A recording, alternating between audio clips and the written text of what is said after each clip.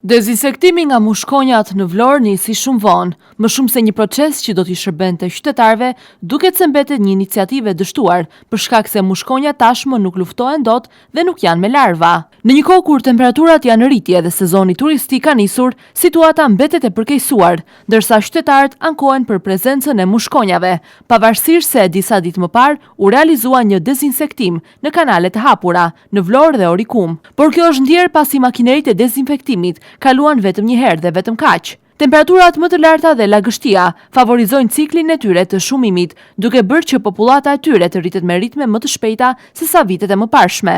Aktualisht prania e mushkonjave ka filluar të ndihet në disa zona të qytetit, duke shkaktuar shqetësim tek banorët. Megjithatë, problematika shfaqet edhe më theksuar në zonat periferike, ku kushtet janë më të favorshme për shumimin e tyre.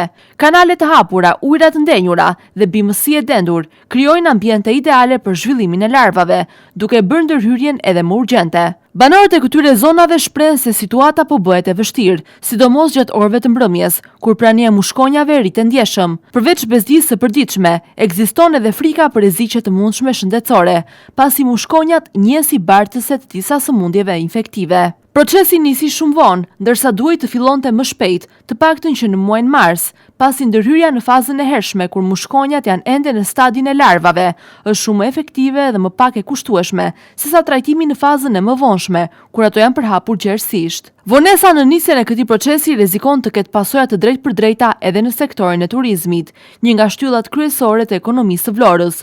Por nisja me vonesë e këtij procesi lidhet edhe më shumë me vjedhjen e fondeve, sesa për të ndihmuar qytetarët dhe turizmin. Vlora ka shumë institucione shëndetësore, por edhe Bashkia e Vlorës ka një sektor të saj të dezinsektimit dhe sikur vetë ta bënin procesin e dezinsektimit, do të mundja kishin arritur. Me nisjen e sezonit veror, qyteti pret një numër të lartë turistësh vendas dhe të huaj.